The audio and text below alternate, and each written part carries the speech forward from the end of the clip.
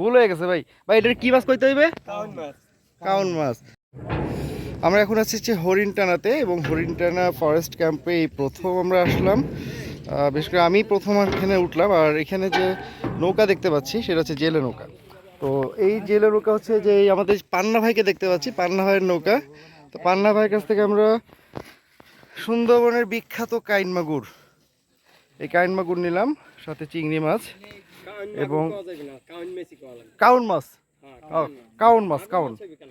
আচ্ছা, sorry sorry, কাউন মাছ, sorry ভুল হয়ে গেছে ভাই। ভাই এটার কি মাছ কইতে হইবে? কাউন মাছ। কাউন মাছ।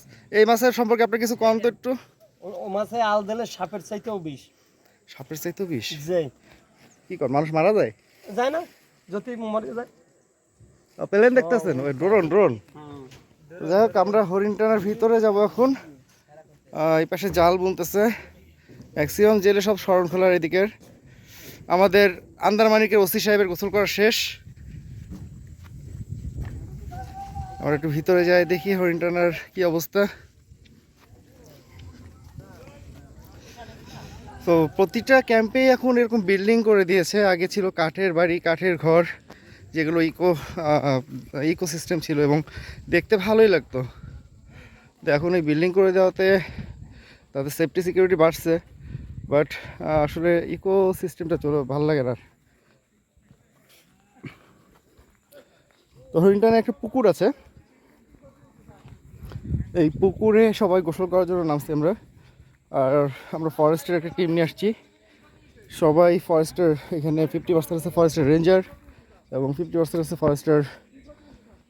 ফরেস্টার। হরিণটানা বন টহল ফাঁড়ি, সুন্দরবন পূর্ব বন বিভাগ, বাগেরহাট, ধানসাগর স্টেশন, চাঁদপাই রেঞ্জ। ভাইজান ভালো আছেন? কি অবস্থা ভাই? এই তো ভাই, কি রান্না করতেছেন? এই আপনি কতদিন এখানে? কি রান্না হচ্ছে আজকে? আমরা একটু দেখে আসি কি রান্না করতেছে। কি মাগুর মাছ নাকি? তাইরেল? দাইতনে মাছ আছে, শোল মাছ আছে, তারপর চিত্রা মাছ আছে। বাহ, মাশাআল্লাহ, আপনাদের রান্নার দেখেই তো লোভ লাগতেছে। তো হরিণটানা ক্যাম্পের এই অবস্থা। পিছনেই জঙ্গল, এবং এই জঙ্গলে কিন্তু বাঘ আসে। আমাদের তথ্য মতো এখানে যেহেতু মিঠা পানির পুকুর আছে, মিঠা পানির সোর্স আছে, যার কারণে বাঘের আনাগোনা এখানে আছে।